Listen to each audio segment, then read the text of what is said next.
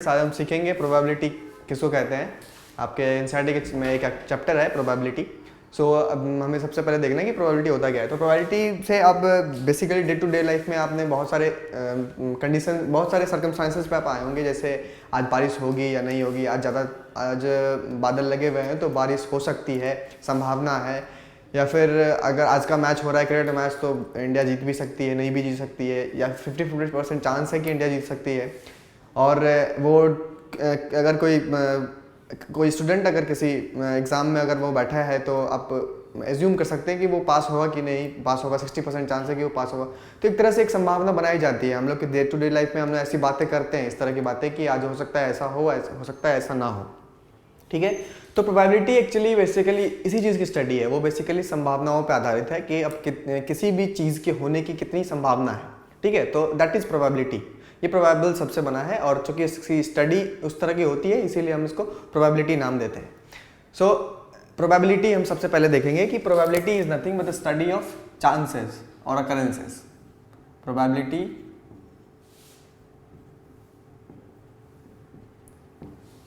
Study of chances. Chance जो होती है उसकी स्टडी है प्रोबेबिलिटी। जो संभावनाएं होती हैं उनको एक्सप्रेस करने का एक तरीका है प्रोबेबिलिटी। ठीक है, तो जैसे अगर मैं एग्जांपल लेता हूं कि आज इफ सपोज मेरे हाथ में अगर एक कॉइन है तो अगर मैं इसको टॉस करता हूं तो दो ही पॉसिबिलिटी आ सकती है, हेड आएगी या टेल आएगी। लेकिन अगर कोई ज़्यादा रन में अगर वो बाइस्ड अनबाइस्ड या बाइस्ड दो टर्म यहाँ पे आते हैं, एक होता है बाइस्ड टर्म और एक होता है अनबाइस्ड टर्म। बाइस्ड और एक अनबाइस्ड। बाइस्ड का मतलब होता है कि किसी भी चीज़ को ज़्यादा फोर्स करना। अगर मेरे कहने का मतलब अगर मैं कोई कॉइन टॉस कर रहा हूँ तो दो पॉसिबिलिटी है। एक पॉसिबिलिटी क्या है, एक हेड आ सकता है उसमें और एक टेल आ सकता है उसमें। लेकिन वो कॉइन का ढांचा इस तरह से, वो उसकी बनावट इस तरह से है कि ज़्यादातर चांसेस ये है कि वो हेड ही आएगा। तो उस तरह के कॉइन्स को हम बाइस्ड कॉइन बोलेंगे, जिसमें हेड आने की चांसेस जो है वो इससे ज़्यादा है या फिर टेल आने के चांसेस हेड से ज़्यादा है। ठीक है, यानी 50-50% नहीं, यानी हम एज्यूम कर सकते हैं कि उसमें कौन सा जो अकरेंस है, जो कौन सा रिजल्ट है वो ज़्यादातर आएगा, वो हम एज्यूम कर सकते हैं। यानी हेड की प्रोबेबिलिटी ज़्यादा हो सकती है और टेल की प्रोबेबिलिटी ज़्यादा हो सकती है। संभावनाएं जो हैं दोनों की अलग अलग तरीके से ज़्यादा हो सकती हैं। तो उस केस में हम उस कॉइन का नाम देंगे बाइस्ड कॉइन। अनबाइस्ड कॉइन में क्या होता है कि जैसे अगर सेम एग्जांपल की बात करें, if you are tossing a coin, then उसमें जो हेड की प्रोबेबिलिटी है, हेड के जो चांसेस हैं वो 50% है और टेल के जो चांसेस हैं वो भी 50% है, और इसमें नॉट इक्वल। ठीक है, तो अगर हम अपने आप को इस पे फिक्स करें, जो टॉसिंग ए कॉइन जो हमने एक अभी टर्म बोला कि आपको करना क्या है कि आपको एक कॉइन टॉस करना है, टॉसिंग ए कॉइन। तो इसकी मदद से हम कुछ टर्म्स देखेंगे जो प्रोबेबिलिटी में हमें इजी होता है समझने के लिए, हमारे लिए वो काफ़ी इजी हो जाएगा कि प्रोबेबिलिटी को किस तरह से हम लोग देखते हैं। तो टॉसिंग ए कॉइन हमने सबसे पहला एक एक्सपेरिमेंट लिया है। ये जो हमने एक कॉइन को टॉस किया, ये जो हम कार्य कर रहे हैं, इसको, ये जो एक्टिविटी है उसको हम क्या नाम देते हैं, एक्सपेरिमेंट। ये हमारा एक्सपेरिमेंट होता है।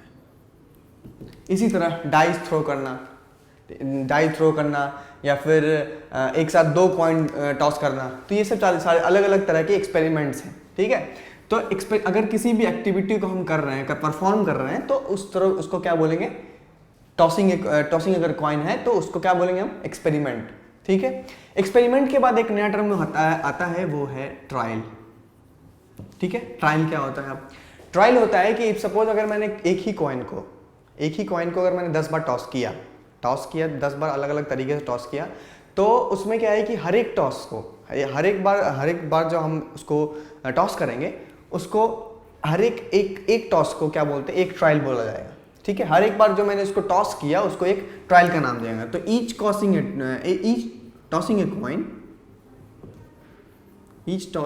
Of a coin is term as trial. तो वो इस एक्सपेरिमेंट के लिए वो ये ट्रायल हो गया। ठीक है, अब है इवेंट की बात। नेक्स्ट जो टर्म हमारे पास है वो है इवेंट। इवेंट क्या होता है? इवेंट्स के कहने का मेरा मतलब ये होता है कि अगर मैं कॉइन टॉस कर रहा हूँ तो उसमें दो चीज़ें आने की प्रोबेबिलिटी होती है, हेड आ सकता है या टेल आ सकता है। तो अगर किसी ने मेरे से पूछा कि अगर आप कॉइन को जो है टॉस करें, 10 मरतबा आपने टॉस किया, तो उसमें हेड कितनी बार आया, टेल कितनी बार आया। तो ये सब जो चीज़ें पूछने की मतलब पूछने के तरीके हैं, जो मैंने ये पूछा कि हेड कितना है, टेल कितना आया, तो इन सब को हम इवेंट का नाम देते हैं। जो उसके रिजल्ट आते हैं, जो आउटकम्स आते हैं ट्रायल, हर एक ट्रायल के बाद एक क्या होता है, एक आउटकम आता है। एक एक्सपेरिमेंट में जब जब ट्रायल परफॉर्म किए जाते हैं तब तब एक आउटकम आता है उसी टाइम पे, और उस आउटकम से हम क्या करते हैं, एक इवेंट डिसाइड करते हैं, एक इवेंट बनाते हैं। ठीक है, जैसे अगर मैं 2 कॉइन का टॉसिंग 2 कॉइन्स का अगर एग्जांपल लूँ, इफ सपोज टॉसिंग 2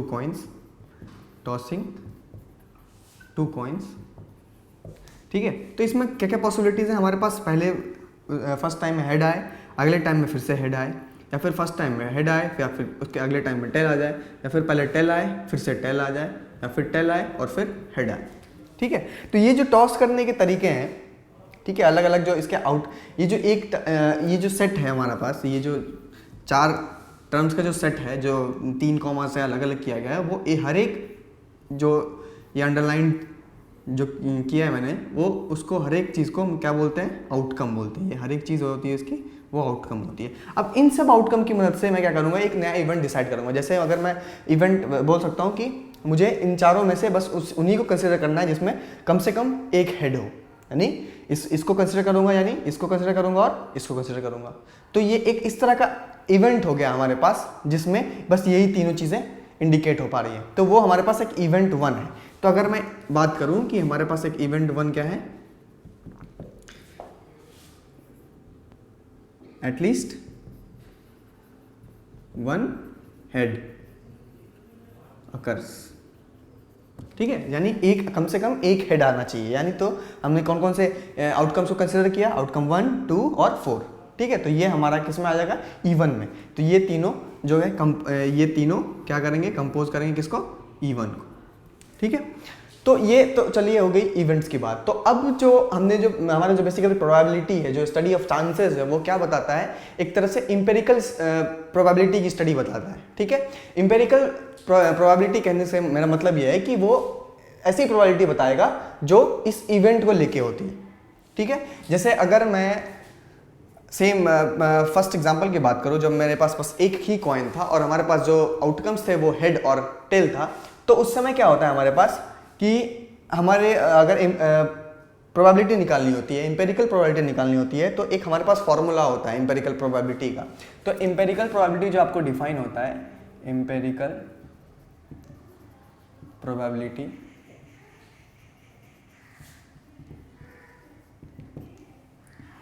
प्रोबेबिलिटी जो हमारा डिफाइन होता है वो ये होता है कि number of outcomes,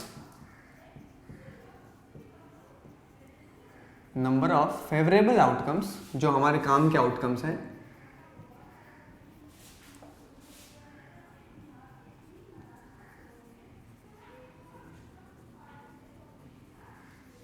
occurred as an event by total number of trials। ठीक है, तो ये हमारे इंपेरिकल प्रोबेबिलिटी का फॉर्मूला क्या होता है, number of favourable outcomes occurred as an event and by total number of trials. तो ये बेसिकली आपको प्रोबेबिलिटी देता है किसी एक पर्टिकुलर इवेंट की, ऑफ सम इवेंट। ठीक है, तो अब हम डिफरेंट एग्जांपल्स लेंगे, ये कॉइन्स को लेके, डाइस को लेके, या फिर काफ़ी डे टू डे लाइफ चीज़ों के लेके हम क्या करेंगे, एग्जांपल्स कंसिडर करेंगे और उनके हिसाब से उनकी रिस्पेक्टिव इवेंट्स की, उनके रिस्पेक्टिव आउटकम्स की जो है सो प्रोबेबिलिटी हम लोग निकालने वाले हैं। ठीक है,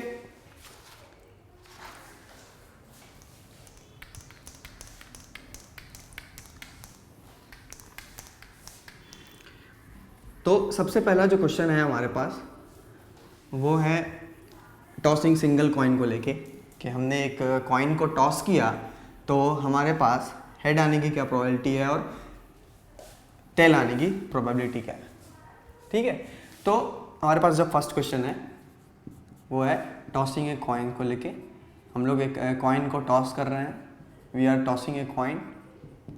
ठीक है, so we have to find the probability, और better to say empirical probability empirical probability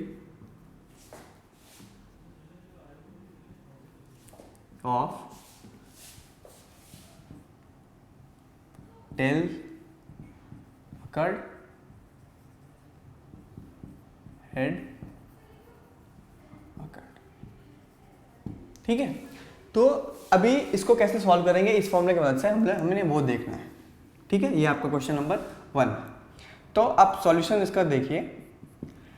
जैसा कि मैंने बताया कि एम्पिरिकल प्रोबेबिलिटी निकालने के लिए किसी भी इवेंट के लिए आपको क्या चाहिए, नंबर ऑफ प्रोबेबिलिटी आउटकम्स चाहिए और उसके बाद टोटल नंबर ऑफ ट्रायल्स चाहिए। तो यहाँ पे सबसे पहले आपको डिसाइड करना पड़ेगा कि आपका एक्सपेरिमेंट क्या है। तो आप ऑब्वियसली देख सकते हैं कि यही आपका एक्सपेरिमेंट क्या है, टॉसिंग ए कॉइन। ठीक, इसके बाद आपको डिसाइड करना पड़ेगा कि आपका इवेंट क्या है। ठीक है, तो इस एक्सपेरिमेंट के बाद आप सबसे पहले एक काम करिएगा, आप इसके आउटकम्स लिख लें, जितने सारे इसके आउटकम्स पॉसिबल हैं। तो दो ही आउटकम्स पॉसिबल है, एक एच और एक T, either it is head और आइदर इट इज टेल। सो ये हमारे पास इसके आउटकम्स हो गए। तो अब हमें इवेंट्स देखने हैं। ठीक है, इवेंट्स। तो सबसे पहला जो इवेंट है यानी इवेंट 1 जो हमको डिसाइड करना है वो क्या है, टेल्स अकर, यानी इसमें जो टेल अकर होगा वो उसका टोटल आउटकम हमें लिखना है। तो E1 में जो इवेंट 1 है उसमें कौन कौन से आउटकम्स आएंगे, बस एक टेल आएगा। ठीक है, और सेकेंड इवेंट जो हमारा E2 है उसमें हमारा सिंपल क्या आ जाएगा, उसी तरह से एच आ जाएगा। ठीक, तो अब हम अगर फॉर्मूला लगाते हैं प्रोबेबिलिटी ऑफ E1 यानी empirical probability of E1 event 1, वो क्या होगा, इसके लिए नंबर ऑफ फेवरेबल आउटकम्स। तो इस इवेंट के लिए नंबर ऑफ फेवरेबल आउटकम्स कितने हैं, एक है बस टी। ठीक है, तो नंबर ऑफ फेवरेबल आउटकम्स कितना हो गया, टी, जो ओनली 1। और टोटल नंबर ऑफ ट्रायल्स जो हमने बारी कितनी बार ट्राई किया, कितनी बार इस टोटल नंबर ऑफ जो हमारा ट्रायल्स का आउटकम्स है, total number of outcomes in different trials. ठीक है, तो हमारे पास जो टोटल नंबर ऑफ आउटकम्स है वो कितने हैं, 2 है। तो इसकी प्रोबेबिलिटी कितनी होगी, 1/2 यानी 0.5। ठीक है, सेम इसी तरह से इस इवेंट की प्रोबेबिलिटी क्या हो जाएगी, ये भी हो जाएगी 1/2 यानी 0.5। ठीक है, और अब देखना है नेक्स्ट एग्जांपल, हमें देखना है अलग अलग केस को लेके। तो अब हमारे पास क्या है कि टॉस तो हमने किया कॉइन को। ठीक है, कॉइन को हमने टॉस किया, लेकिन इसकी फ्रीक्वेंसी बढ़ा दी, यानी हमने इस कॉइन को अराउंड 100 टाइम्स टॉस किया। ठीक है, तो tossing a coin 100 times, tossing a coin 100 times.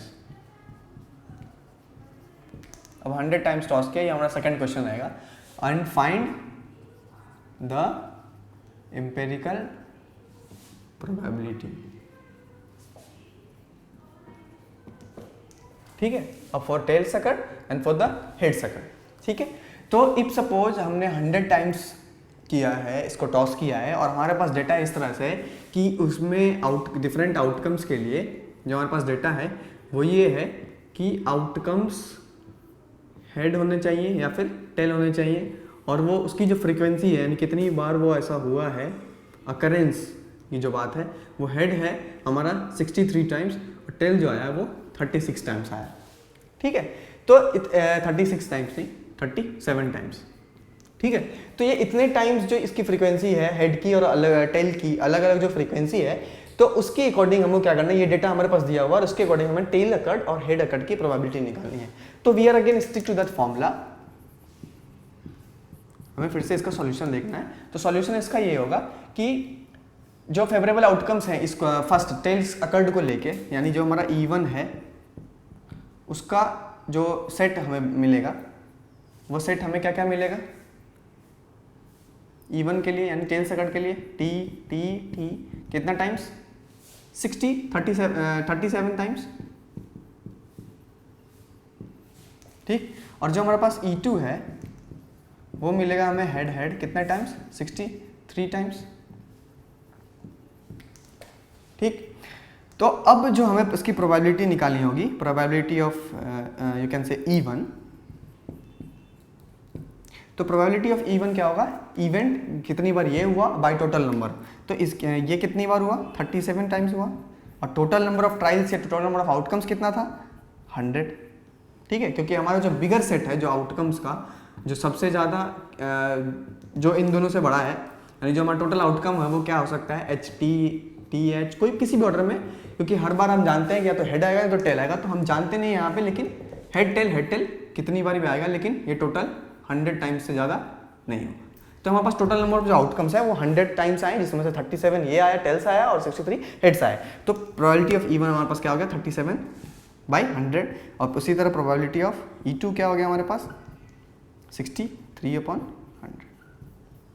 ठीक है, तो ये हमारा नेक्स्ट क्वेश्चन था, जिससे हमने देखा कि अगर मैं एक ही कॉइन को कितनी बार, ज़्यादा बार टॉस करता हूँ तो मेरी प्रोबेबिलिटी कितनी आती है। तो यानी ये 0.37 हो गया और ये 0.63 हो गया। तो आप देख सकते हैं कि हमारे पास प्रीवियसली जो डेटा था वो 0.5 था, 0.5 था। ठीक है, तो ये इसमें से 0.5 से घट के कितना हो गया, 0.37, यानी कितने का लॉस हुआ हमारे पास, 0.13 का माइनस में। और इसमें कितने का इंक्रीज हुआ, ये प्लस 0.13, यानी ओवरऑल अगर इंक्रीज डिक्रीज की बात करें तो ये दोनों मिलके हमारे पास कितना हो गया, 0। तो इससे क्या मतलब आप समझ सकते हैं कि अगर हम इवेंट्स को बदल दें, सेम अगर इवेंट्स के नंबर ऑफ ट्रायल्स को अगर बदल दें, तो उससे उसके प्रोबेबिलिटी के नेट प्रोबेबिलिटी का जो सम है उस पर कोई फर्क नहीं पड़ेगा। यानी नेट जो जितना डिक्रीज होगा उतना किसी और इवेंट में उतनी चीज़ें संभावनाएं बढ़ जाती हैं। कॉमन सेंस है। अगर मैं बताऊं कि अगर आज इंडिया साउथ अफ्रीका का मैच हो रहा है, तो अगर इंडिया के हारने के चांसेस कम है, तो इसका मतलब क्या होता है कि इंडिया के जीतने के चांसेस ज़्यादा हैं। यानी कहने का मतलब कि अगर इंडिया के हारने के चांसेस कम है, तो इसका मतलब साउथ अफ्रीका के हारने के चांसेस ज़्यादा हो जा रहे हैं। ठीक है, तो सेम वही बात है कि अगर टेल्स होने की प्रोबेबिलिटी यहाँ पे कम हो रही है बाय -0.13, तो हेड्स होने की प्रोबेबिलिटी उतना ही ज़्यादा बढ़ जा रहा है, 0.13 से बढ़ जा रहा है। तो नेट जो चेंज इन प्रोबेबिलिटी होगा, नेट सम की प्रोबेबिलिटी है वो एक कांस्टेंट नंबर होता है, वो कांस्टेंट होता है। और हम लोग अगर हम आगे स्टडी करें तो आपने देखा होगा पिछले प्रीवियस वाले में केस में हमारे पास 0.5 था, जिसका सम नेट सम 1 था, और इस वाले केस में भी हमारे पास जो नेट सम है तो 1 है। तो इससे हमने क्या सीखा कि जो प्रोबेबिलिटीज़ होती हैं वो अलग अलग इवेंट्स की जो अलग अलग प्रोबेबिलिटीज़ हैं, अगर वो सेम सेट ऑफ आउटकम को लेके बनाई जाती है, यानी अगर मेरे पास कुछ इतने सारे आउटकम है और इसमें से मैं अगर इवेंट्स बना रहा हूँ, तो उन सब इवेंट्स की जो प्रोबेबिलिटी का सम लेंगे हम, तो उसकी प्रोबेबिलिटी का सम हमेशा 1 आएगा। ठीक है, तो ये हमारे पास एक रिजल्ट आया है हमारे पास कि sum of all probabilities net probability is 1। ठीक है, अब नेक्स्ट क्वेश्चन की ओर हम चलेंगे। थर्ड क्वेश्चन जो प्रोबेबिलिटी का होगा वो हम अब डाइस को लेके क्वेश्चन फ्रेम करेंगे कि डाइस जो हमने थ्रो किया, आप जानते हो कि डाइस एक क्यूबॉइड शेप का होता है, एक्चुअली क्यूब भी होता है किसी किसी केसेस में, तो वो उस पर अलग अलग नंबर्स चढ़ाए होते हैं। ठीक है, 1 से लेके 6 तक उसके टोटल 6 फेसेस आएंगे। ये एक क्यूब और क्यूबॉइड के शेप में होता है। ठीक है, तो इसके डिफरेंट 6 फेसेस हैं, एक आगे एक पीछे, फिर चारों साइड, टोटल भी है 4 + 2 यानी 6 फेसेस होंगे इसके पास। तो इन 6 फेसेस पे अलग अलग नंबर्स लिखे होते हैं फ्रॉम 1 to 6। ठीक है, और इन नंबर्स को लेके हम क्या करेंगे कि एक प्रोबेबिलिटी फिर से एक डिसाइड करने की बात आएगी। यानी अगर हमने एक डाई को थ्रो किया, तो उसके जो सबसे टॉप फेस पे जो, यानी इस फेस पे जो नंबर आएगा वो हमारा क्या होगा, आउटकम होगा। ठीक है, एक्सपेरिमेंट हमारे पास क्या होगा, थर्ड क्वेश्चन, एक्सपेरिमेंट हमारे पास क्या होगा, थ्रोइंग अ डाई। ठीक है, डाइस को हमने थ्रो किया। ठीक, जो ट्राइल्स आएंगे,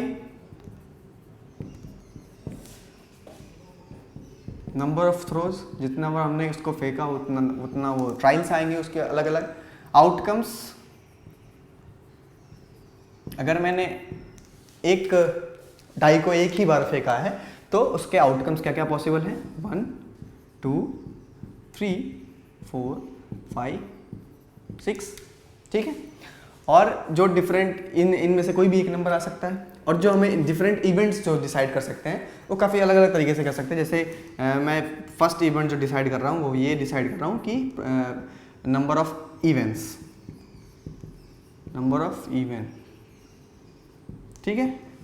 इवेंट 2 डिसाइड कर रहा हूँ मैं, नंबर ऑफ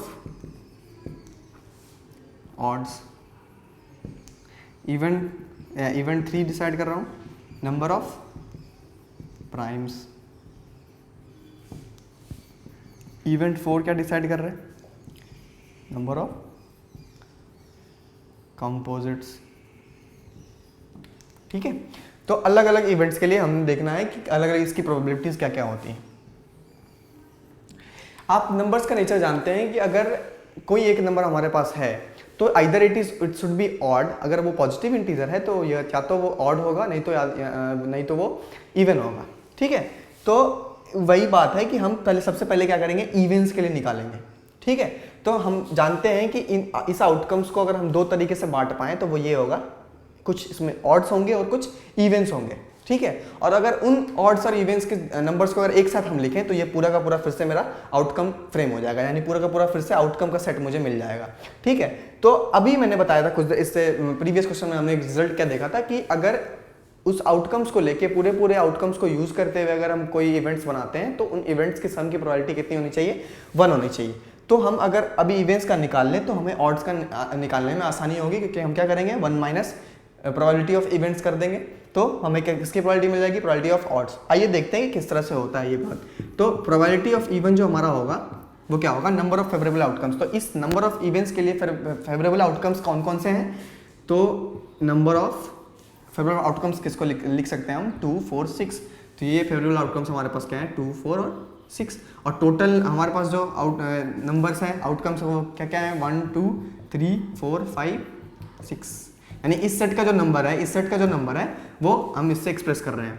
तो ये क्या हो गया हमारे पास, 3 होंगे इसमें और 6 होंगे इसमें, यानी ये 1/2, यानी अगेन इट इज 0.5। यानी अगर मैं कोई किसी डाई को थ्रो कर रहा हूँ तो उसमें इवेंट्स आने की प्रोबेबिलिटी है 0.5। यानी अगर इसको मैं परसेंटेज में लिखूं तो it is multiplied by 100% which will give you 50, यानी 50% चांसेस हैं कि उसमें इवन आ सकता है।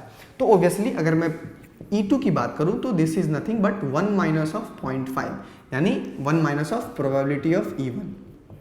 क्यों ऐसा लिखा है मैंने, because we know that P E1 plus PE2 equals to 1.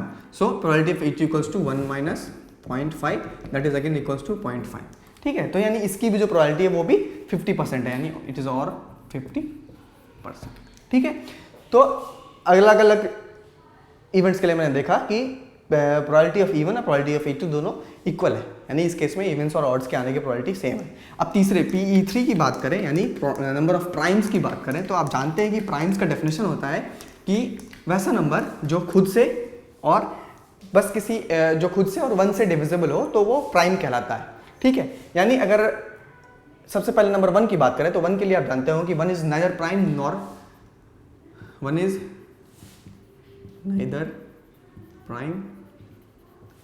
Nor composite, ठीक है। यानी ये न प्राइम है ना कंपोजिट है, तो इसको हम दोनों में से किसी में कंसीडर नहीं कर सकते। फेवरेबल कंडीशन हमारा 1 नहीं है, अगर डाई पे 1 आ रहा है तो हमारे इस इवेंट के लिए वो एप्लीकेबल नहीं है, ठीक है। तो 2 की बात करें तो 2 प्राइम है, बिल्कुल है जी, क्योंकि 2 से खुद से डिविजिबल है और 1 से तो हर एक नंबर डिविजिबल होता है, तो 2 इज आवर प्राइम। तो हमारा जो फेवरेबल कंडीशन आएगा E3 के जो फेवरेबल आउटकम्स आ रहे हैं हमारे पास, वो सबसे पहला होगा 2, 3 होगा, 3 भी होगा, 4 नहीं होगा क्योंकि 4 के पास 2 डिविजर्स आ जाएंगे, 4 खुद होगा, 2 होगा, 1 होगा, टोटल 3 डिविजर्स आ जाएंगे। तो 2, 3, 4 नहीं होगा, फिर 5 होगा, ठीक है। तो टोटल जो फेवरेबल आउटकम्स हैं वो कितने हैं, 3, यानी NE3 कितना हो गया हमारे पास, 3, ठीक। और तो प्रोबेबिलिटी ऑफ E3 हम कैलकुलेट करेंगे, वो क्या हो जाएगा हमारे पास 3, यानी टोटल इसका नंबर कि कितना है ये, और बाय टोटल नंबर ट्रायल्स। तो अभी तक हमने बस total number of different outcomes, तो कितने आउटकम्स पॉसिबल हैं, 6। तो ये अगेन आ गया आपको 1/2 और 50%, ठीक है। ये प्रोबेबिलिटी होगी किसकी, E3 की। अब E4 की बात कर लें तो E4 को पहले हम सेट में लिखें तो क्या है हमारे पास, नंबर ऑफ कंपोजिट्स, ठीक है। कितने कंपोजिट नंबर है यहाँ पे, तो 1 तो आप ऑब्वियसली जानते हैं कि ना प्राइम है ना कंपोजिट है, 2 प्राइम में आ गया तो वो कंपोजिट हो नहीं सकता है, 3 कंपोजिट नहीं हो सकता क्योंकि वो प्राइम हो चुका है, 4 हमारे पास प्राइम नहीं है तो ये कंपोजिट होना जरूरी है, 6 हमारे पास क्या है कंपोजिट भी, 6 भी हमारा कंपोजिट है, ठीक है। तो इसके जो सेट्स बनेंगे वो बस इसके सेट्स में 4 और 6 होगा, यानी NE4 जो होगा हमारे पास वो होगा बस 2, और प्रोबेबिलिटी जो हो जाएगी E4 की हो जाएगी 2/6, दैट इज 1/3 और 33%। तो एक क्वेश्चन आपके दिमाग में आ सकता है कि अब अगर मैं P3 प्लस PE4 करूं, ठीक है, P3 प्लस PE4 करें अगर मैं करूं अभी, E4, तो that is equals to nothing but 50 plus 33 that is 83%, और अगर इस केस में अगर मैं सम करूं तो दैट इज इक्वल्स टू 5/6। ठीक है, तो 5/6 इज नॉट इक्वल्स टू 1, यानी ये हमारा 1 के इक्वल नहीं है। तो अब इस केस में हमारा रिजल्ट दिख रहा है कि वो फेल हो जा रहा है, जबकि ऐसा नहीं है। रिजल्ट अभी भी हमारा पास सुरक्षित है। हमारा जो ये 1 है वो अभी भी कंजर्व्ड है, यहाँ पे 1 नहीं आ रहा। उसकी एक रीज़न होगी, वो क्या रीज़न क्या है कि अब ये जो प्रॉब्लम आ रही है वो बस इसके कारण आ रही है 1, क्योंकि यहाँ पे जो इसकी रिजल्ट है ना 1, वो 1 ना तो प्राइम है ना तो कंपोजिट है। तो हो क्या रहा है हमारे पास कि इस आउटकम्स में से मैंने क्या किया था कि इसके सारे आउटकम्स को लेके हमारे पास एक इवेंट होना चाहिए। तो इस केस में हमारे पास 1 को लेके कोई इवेंट नहीं है, ना तो E3 है ना तो E4 है। ठीक है, जिस इवेंट्स को मैं कंसिडर कर रहा हूँ, तो ना तो E3 है ना तो E4 है। ठीक है, तो कहने का मतलब ये है कि इस केस में 1 हमारा दोनों में से किसी सेट्स में नहीं आ रहा है, किसी इवेंट में नहीं आ रहा है। इसीलिए यहाँ पे जो एक 1/6 का जो प्रॉब्लम आया, यानी जो 83% होने के बाद हमारे पास जो 17% का जो प्रॉब्लम आया है वो जस्ट बिकॉज ऑफ 1, क्योंकि 1 आने की प्रोबेबिलिटी कितनी है 17%। तो 17% यहाँ पे हमारे दोनों इवेंट्स को सेटिस्फाई नहीं कर रहा है, तो यहाँ पे इसके लिए 17% की एरर आई। ठीक है, अब अगर हम E2 E3 को एक साथ कंसिडर करें तो उनका भी सम 1 आना जरूरी नहीं है।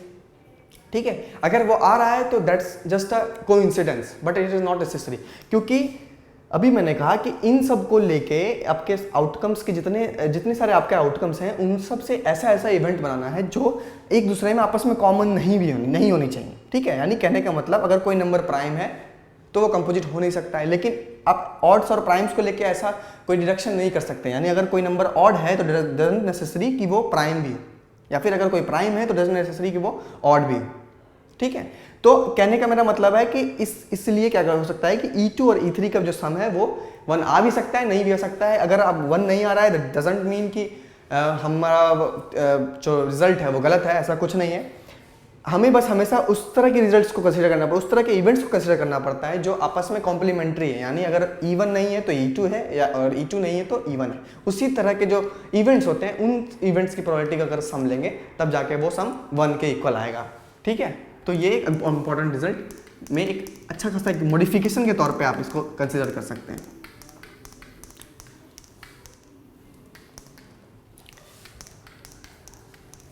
ठीक है, अब एक और रिजल्ट की बात कर सकते हैं हम लोग। अभी तक हमने जितनी भी प्रोबेबिलिटीज निकाली वो परसेंटेज में अभी हमने देखा और डेसिमल में भी देखा था। तो जितनी सारी प्रोबेबिलिटीज हमने देखी, तो डेसिमल में अभी आपने देखा कि सारी प्रोबेबिलिटीज जो है 1 से कम आ रही, कभी 0.5 आ रहा है, कभी 33% आ रहा है, कभी 5/6 आ रहा है। तो these all are less than 1। तो एक और रिजल्ट जो हमारे पास आता है वो ये आता है कि ऑल प्रोबेबिलिटीज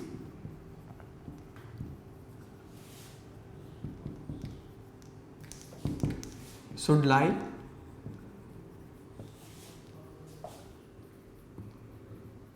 बिटवीन 0 एंड 1, यानी 1 और 0 के बीच में इन सारी प्रोबेबिलिटीज को लाई करना पड़ेगा। ठीक है, मैक्सिमम वैल्यू कितनी हो सकती है 1 हो सकती है।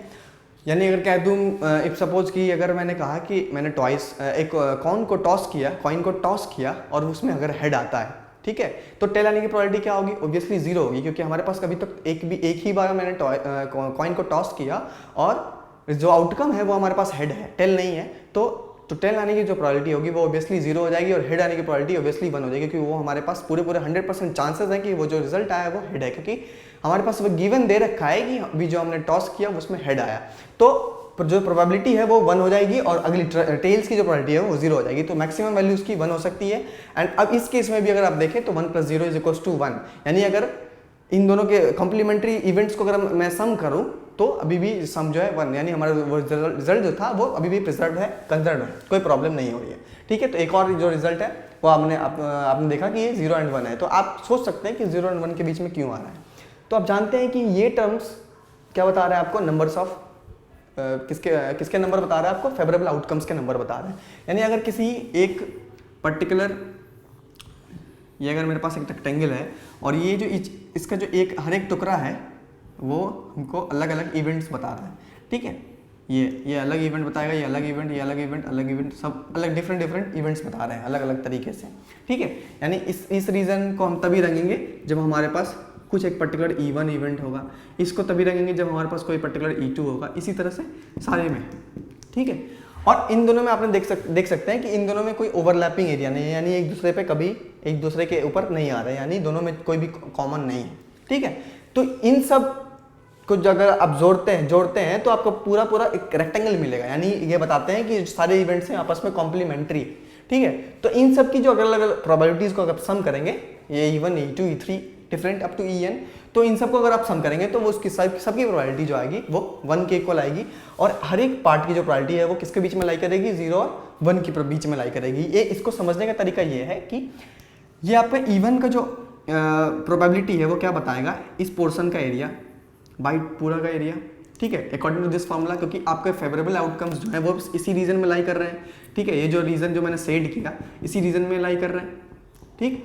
तो ये एक छोटा सा एरिया है और एक बड़ा सा एरिया है, यानी एक कंप्लीट एरिया है। तो कंप्लीट एरिया को अगर मैं 1 लिखता हूँ, ठीक है, और इस छोटे से एरिया को अगर मैं सपोज 0.3 लिखता हूँ, क्योंकि जो कि 1 से ऑब्वियसली छोटा होगा, क्योंकि आपने यूक्लिड्स का एग्जाम पढ़ा होगा कि a whole is always greater than a part. तो ये आपका पार्ट है और ये पूरा होल है, ठीक है। तो होल हमेशा पार्ट से बड़ा होगा, यानी जो डिनोमिनेटर में जो मेरा नंबर लिखा है, जो मेरा होल है, ये जो कंप्लीट पैकेज यानी ये जो होल है, और ऊपर में जो मेरा पार्ट है, ये होल जो है वो हमेशा पार्ट से बड़ा होगा। तो डिनोमिनेटर जैसे ही बड़ा हो जाता है पार्ट से, तो इसका मतलब है कि रिजल्ट को आपको 1 से छोटा होना पड़ेगा, यानी it is always less than 1, ठीक है।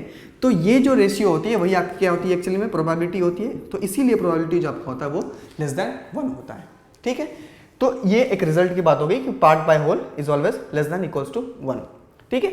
अब हम अलग अलग क्वेश्चंस देखेंगे।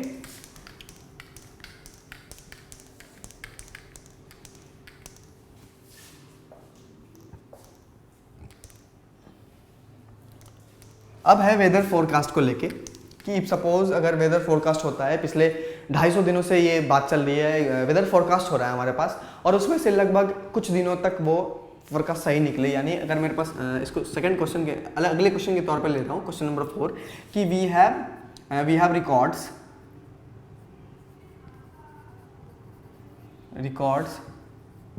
ऑफ वेदर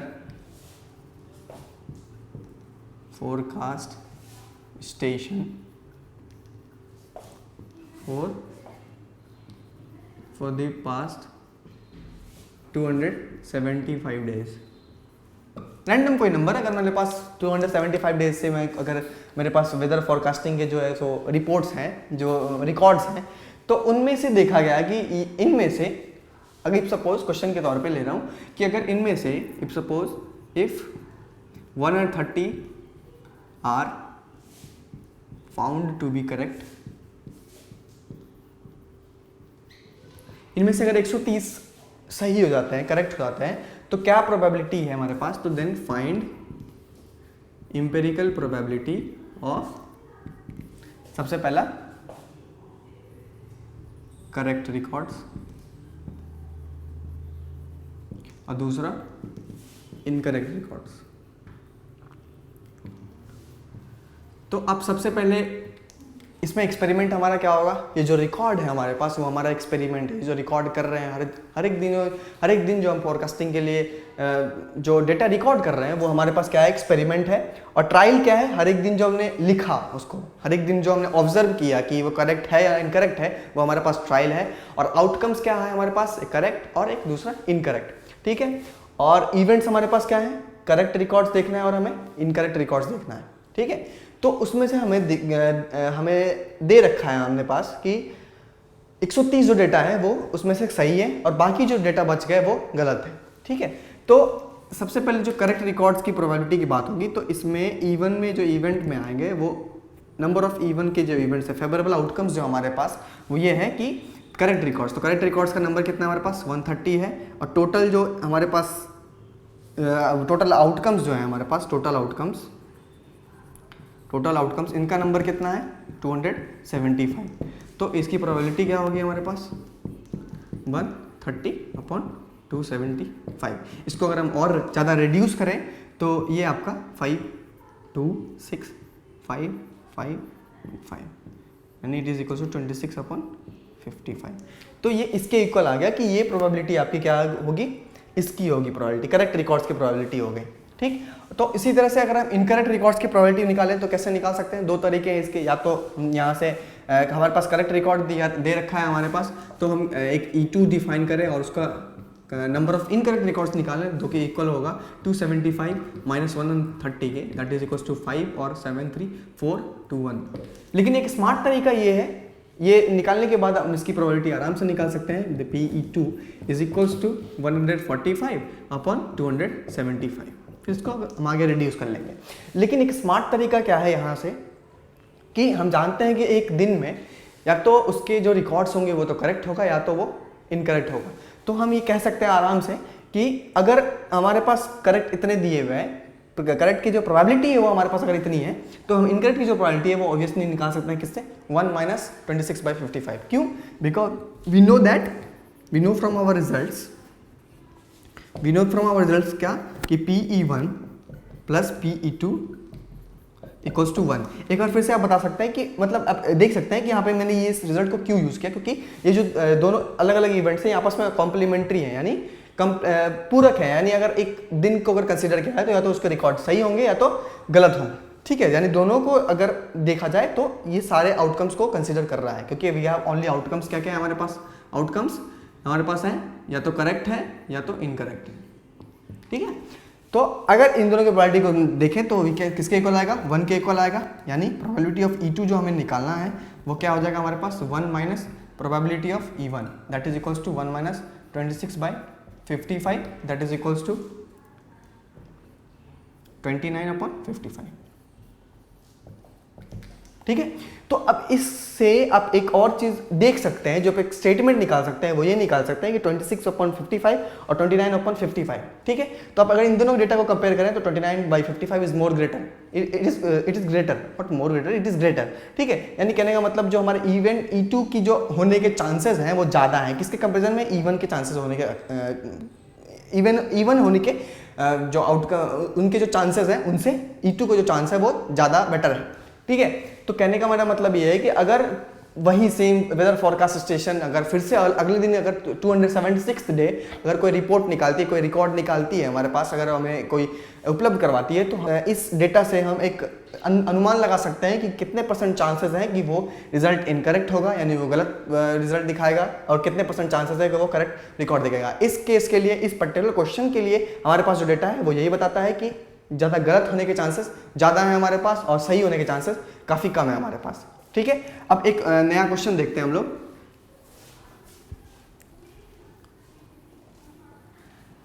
ये क्वेश्चन फिर से डाइस को लेके होगा, ठीक है। तो डाइस को लेके एक क्वेश्चन अब क्या बनेगा कि हम क्या कर रहे हैं, अब डाइस को दो बार कर देने थे, यानी उसी डाइस को या तो हमने 2 बार थ्रो करना है या फिर हमें 2 तरह के अलग अलग डाइसेस लेने हैं, 2 अलग अलग तरह के डाइसेस लेने हैं और उनको अलग अलग टाइम पे थ्रो करना है।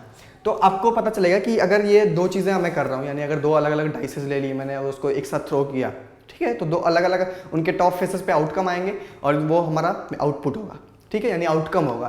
तो उस केस में हमारे पास जितने आउटकम्स होंगे उनको अगर मैं एक तरफ रख दूं, और दूसरा हमारे पास केस दूसरा तरीका ये है कि अगर मैं एक डाइस लूँ और उनको 2 बार फेंकूँ, ठीक है, 2 बार थ्रो करूँ, तो फर्स्ट टाइम एक आउटकम आएगा, उसको मैंने लिख लिया, फिर अगली बार फिर से फेंका मैंने उसको, फिर एक और टॉप फेस पे आउटकम आएगा, फिर से मैं उसको अगले नेक्स्ट में लिख दूँ, अगर इसको लिख दूँ तो उस सेट को और प्रीवियस जो मैंने सेट उसको अलग किया था, उन दोनों सेट को अगर मिलाया जाए तो दोनों आपस में इक्वल होते हैं। यानी कहने का मेरा मतलब ये होता है कि दोनों सेम बातें हैं। अगर आप एक डाइस को 2 बार थ्रो करें या फिर आप 2 अलग अलग डाइसेस को एक साथ थ्रो करके रिकॉर्ड लिखें, तो दोनों में से दोनों जो हमारे पास एक्सपेरिमेंट्स हैं वो दोनों सेम कहे जाएंगे, ठीक है। तो यानी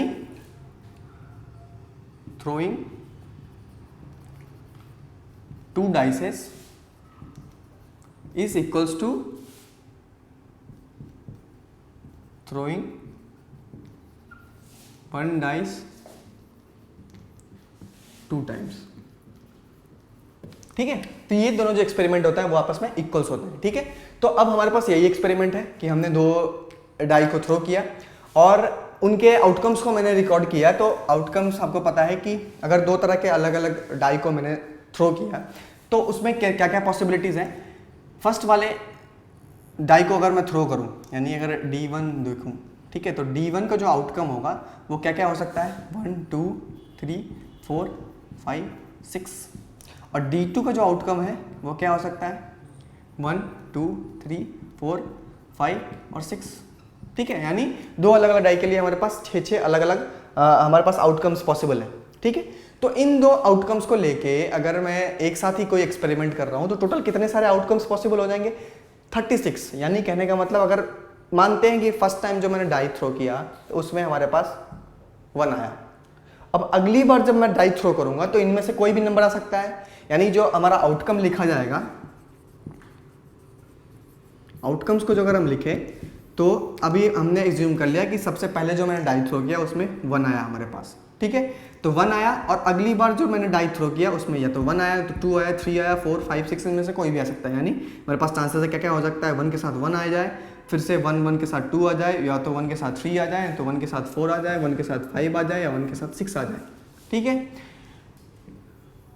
अब ये तो उस समय की बात हो गई जब हमारे पास फर्स्ट डिजिट 1 था, यानी जो पहला डाइस था उसको मैंने 1 कंसीडर किया है, तब उस केस में ये अलग अलग 6 आउटपुट्स आएंगे। ठीक, अब अगर हमारे पास फर्स्ट डाइस पे 2 आएगा तो फिर से हमारे पास अलग अलग 6 चांसेस बन जाएंगे कि उसकी 2 के साथ 1 आए, 2 के साथ 2 आए, यानी 2 के साथ 6 तक आए, यानी 2 1, 2 2, 2 3, 2 4, 2 5, 2 6।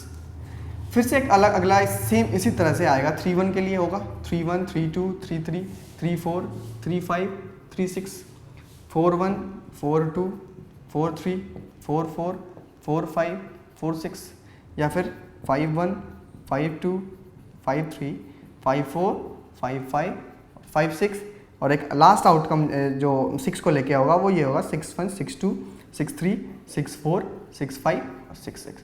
तो ये हमारे पास टोटल 6 × 6 यानी 36 डिफरेंट आउटकम्स पॉसिबल है इस वाले एक्सपेरिमेंट को लेके। ठीक है, तो अब हमारे पास जो इवेंट जिसकी हमको प्रोबेबिलिटी निकालनी है वो क्वेश्चन में हमारे पास ये दे रखा है कि हमें प्रोबेबिलिटी निकालनी है, फाइंड ईपी एम्पिरिकल प्रोबेबिलिटी। किसकी प्रोबेबिलिटी हमें फाइंड करनी है? उस सब केसेस को लेना है जिसमें दोनों जो आउटकम्स है वो सेम है, यानी same outcomes on both faces. ठीक है, उस आउटकम को हमको देखना है। तो इस केस में हमारे पास जो इवेंट है वो यही है, हमको किस फेवरेबल आउटकम्स को कंसिडर करना पड़ेगा जिसमें दोनों सेम इक्वल आए, यानी जो आउटकम्स है दोनों टॉप फेस पे, दोनों डाइस के टॉप फेस पे जो आउटकम्स है वो दोनों सेम आए। यानी हमारे पास कौन कौन से केस होंगे? हमारे पास 1 1 होगा, 2 2 होगा, 3 3 होगा, 4 4, 5 5 एंड 6 6। तो हमारे जो फेवरेबल आउटकम्स हैं वो क्या क्या हो गया? ये सारे हो गए हमारे पास, यानी 1 1, 2 2, 3 3, 4 4, 5 5, 6 6। ठीक है, तो ये हमारे पास डिफरेंट पॉसिबल आउटकम्स है इवन को लेके। अब अगर मैं इसकी प्रोबेबिलिटी निकालूं, प्रोबेबिलिटी ऑफ इवन, तो क्या होगा? टोटल नंबर इवन का बाय टोटल नंबर किसका? इवन का total number by total number of outcomes, जो कि किसके इक्वल होगा? इसको अगर आप काउंट करें तो 6, अब पूरे का पूरा 36, यानी दैट इज इक्वल्स टू 1/6, यानी इट इज अप्रॉक्स 16%। ठीक है, यानी ये हमारे पास प्रोबेबिलिटी 16% प्रोबेबिलिटी है कि हमने जो 2 अलग अलग डाइसेस को थ्रो किया तो दोनों के टॉप फेसेस पे सेम आउटकम्स आए। ये हमारे पास 16% इसकी प्रोबेबिलिटी, 16% चांसेस है हमारे पास, ऐसा है। ठीक है, तो ये क्वेश्चन हो गया इसको लेके। ठीक है, तो आपने डिफरेंट क्वेश्चंस देखे एम्पिरिकल प्रोबेबिलिटी को लेके। इस केस में आपने देखा 2 अलग अलग डाइस को थ्रो करके देखा, आपने 2 अलग अलग ये कॉइन को टॉस करके उसके अलग अलग आउटकम्स को लेके देखा है, HSTT करके, और आपने सिंगल कॉइन को टॉस करते हुए भी चीज़ें देखी, और आपको बेसिक कॉन्सेप्ट्स का भी पता चला कि ट्रायल क्या होता है, एक्सपेरिमेंट क्या होता है, आउटकम क्या होता है, ये सब चीज़ें क्या क्या होती हैं, जो काफ़ी एक बारीक चीज़ है। और प्रोबेबिलिटी का कॉन्सेप्ट भी आपको स्टार्टिंग में पता चला कि प्रोबेबिलिटी हम लोग क्यों निकालते हैं, इससे काफ़ी फ़ायदा होता है हमारे डे टू डे लाइफ में। हम लोग एज्यूम कर सकते हैं कि कल को जो हमें होने वाला है वो हमारे पास, वो उससे काफ़ी हद तक हम चाहते हैं कि वो सही हो। जो हम प्रेडिक्शन करें वो किसको पसंद नहीं है प्रेडिक्शन करना, तो हम जितनी प्रेडिक्शन करें वो सही निकले। तो प्रोबेबिलिटी की मदद हमें इस समय में मिलती है। हायर स्टडीज़ में आपने प्रोबेबिलिटी पढ़ना है, रैंडम प्रोबेबिलिटी है, काफ़ी चीज़ें हैं। तो ये पूरा का पूरा प्रोबेबिलिटी का चैप्टर आपके